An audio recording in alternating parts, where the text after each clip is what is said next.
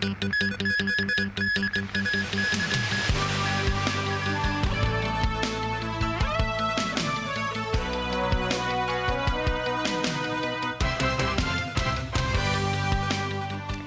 evening, and thank you for joining us. In an abrupt U-turn in its postal policies, the United States has resumed accepting parcels shipped from mainland China and Hong Kong. Many residents said the situation has been confusing and disruptive. Frontline postal staff in Hong Kong remind the public that their U.S.-bound parcels may be subject to tariffs. In many post offices across the city, no special notices were posted about the latest arrangements for shipping items to the U.S. This amid a U-turn in the U.S. Postal Service, which has resumed deliveries from the Chinese mainland and Hong Kong. The suspension was in place for less than a day. This woman said it's very chaotic and confusing, and people can only know whether they can make shipments when they reach the post offices in person. It's tough. The world is becoming a bit crazy these days. The U.S. Postal Service said it is working on a more efficient mechanism to impose the new tariffs. The U.S. also ended a policy that allowed small packages worth $800 or less to be sent to America without paying taxes or fees. The Hong Kong Postal Workers Union said they're telling citizens wishing to ship items to the States after today it's unlikely small-ticket U.S.-bound parcels could be shipped tax-free. And if the recipient of the parcels refuse to pay the tariffs, the package may be returned to Hong Kong.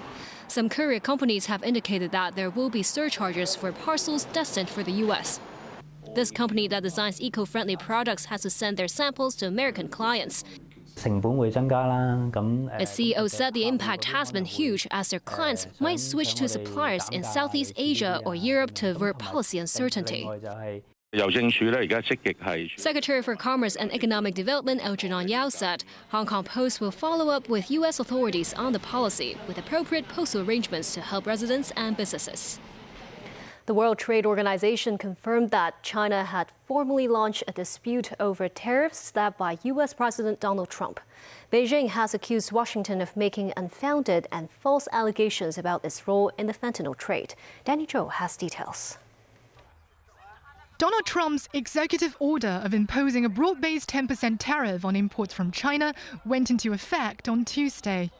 The White House said Chinese officials failed to take action to stem the flow of fentanyl smuggled into the U.S.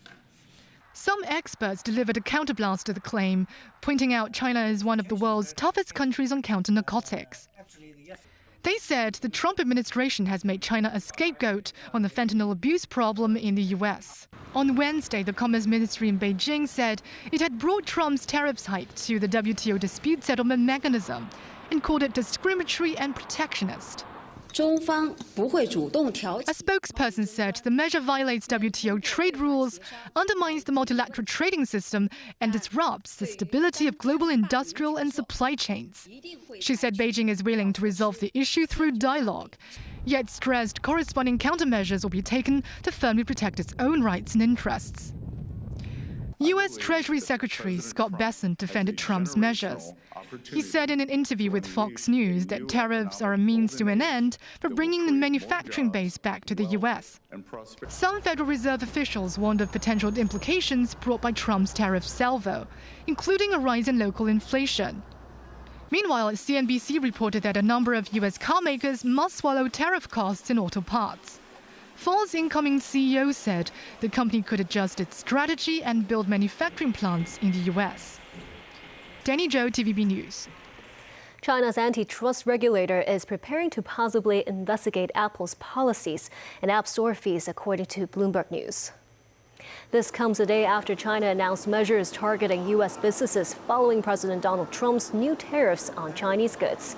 The State Administration for Market Regulation is reviewing Apple's policies, including its commission of up to 30% on in-app purchases and restrictions on external payment services and app stores.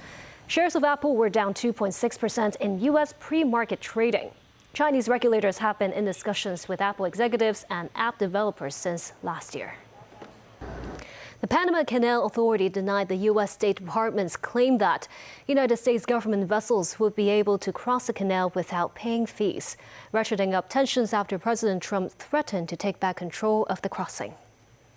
The Canal Authority, an autonomous agency overseen by the Panamanian government, said it had not made any changes regarding charging fees or rights to cross the canal, adding its statement was in response to the U.S. claims.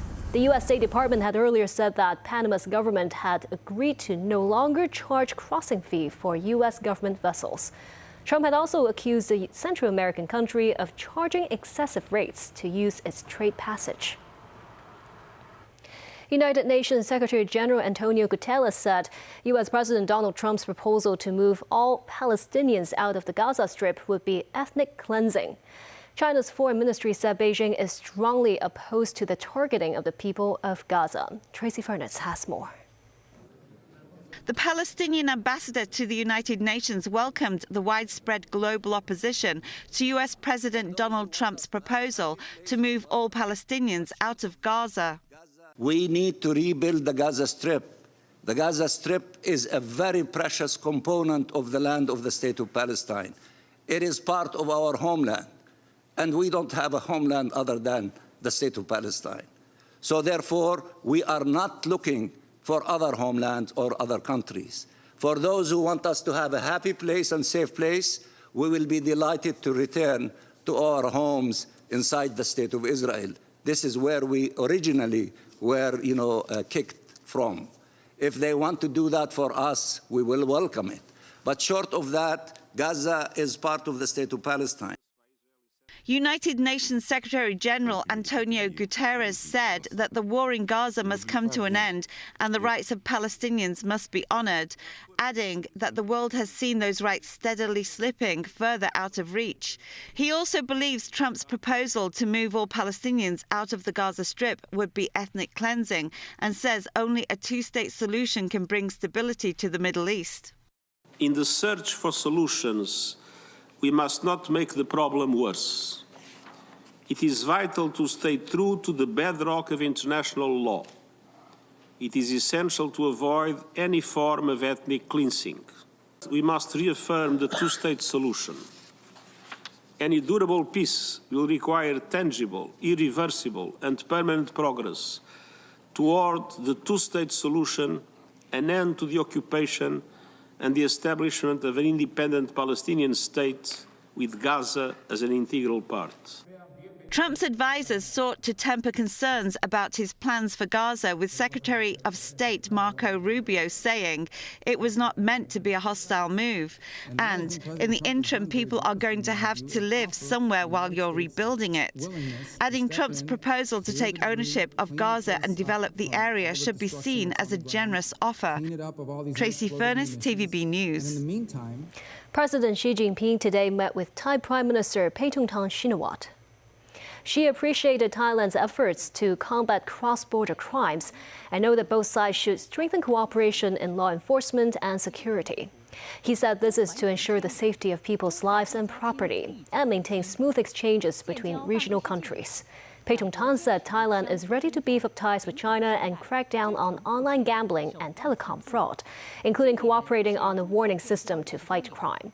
Starting from Wednesday, the Thai government reportedly cut off electricity, fuel, and internet to 5 Myanmar border areas linked to cyber scam centers.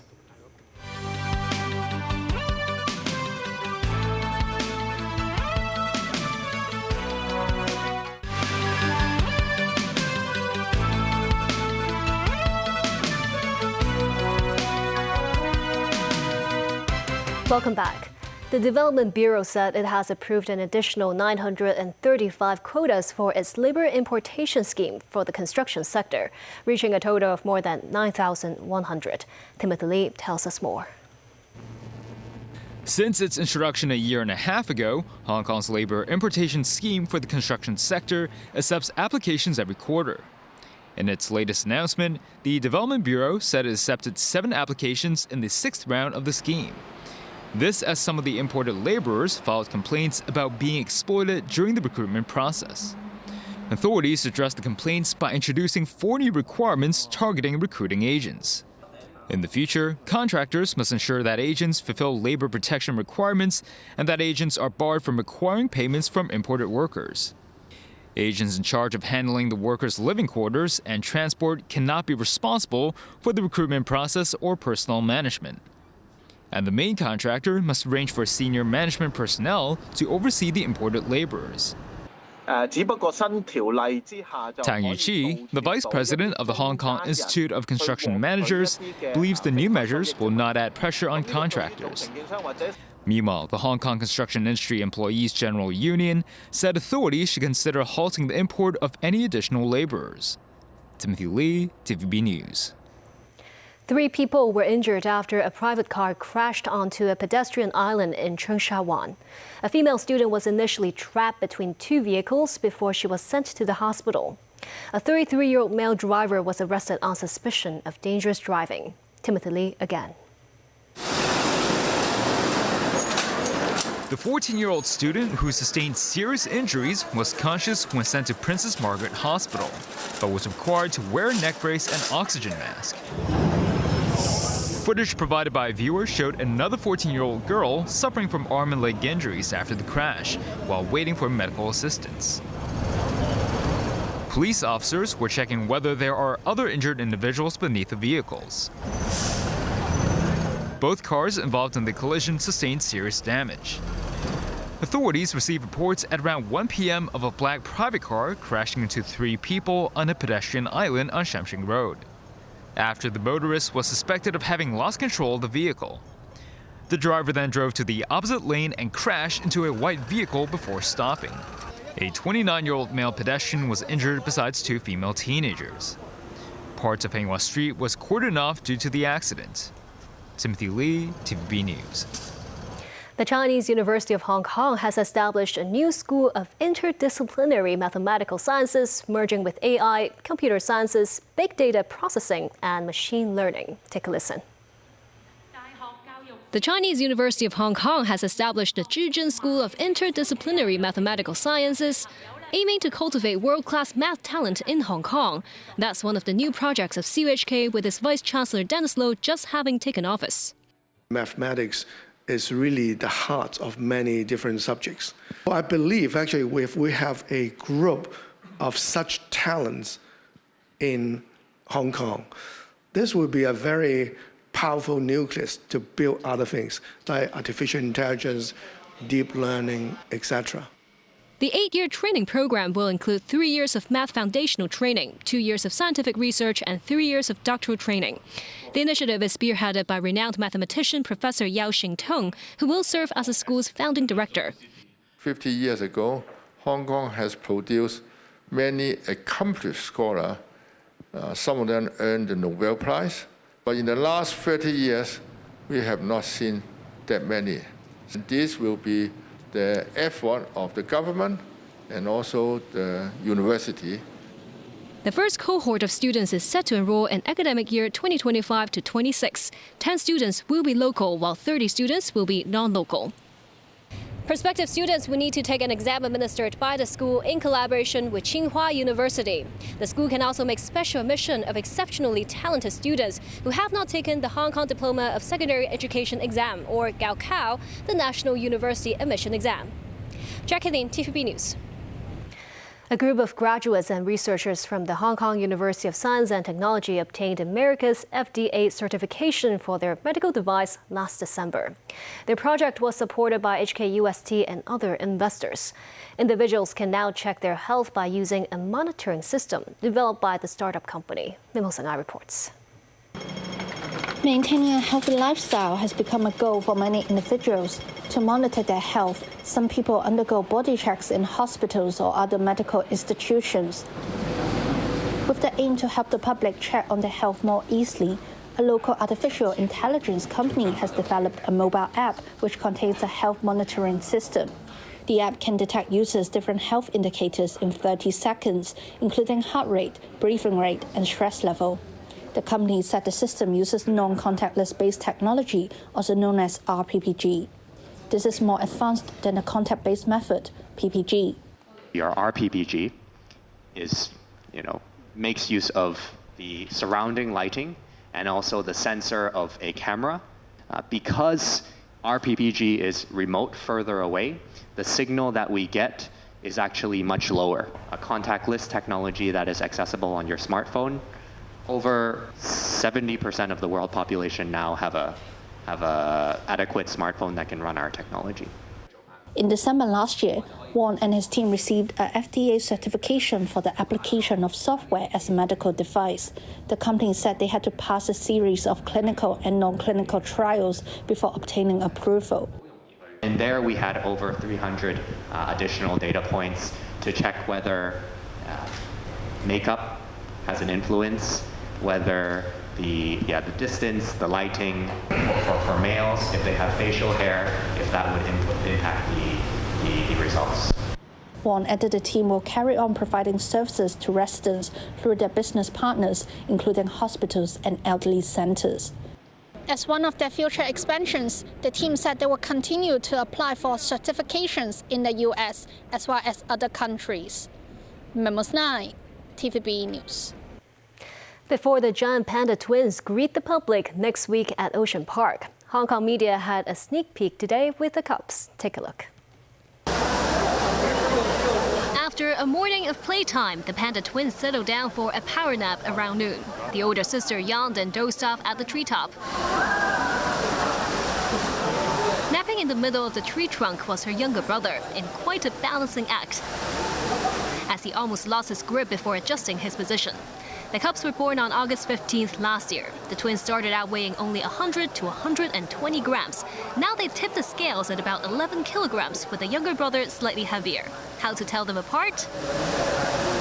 There is a purple mark on the young brother's back, which is an edible dye daubed by Ocean Park for clear identification. The younger brother also has darker eye circles and a rounder body shape, with his fur slightly darker.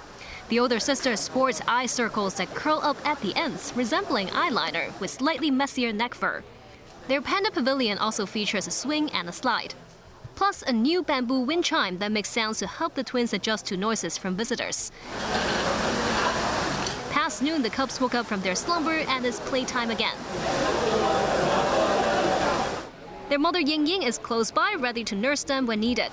For now, the twins are called Big Sister and Little Brother, but a naming competition is on the way. And that's the news. Thank you for watching.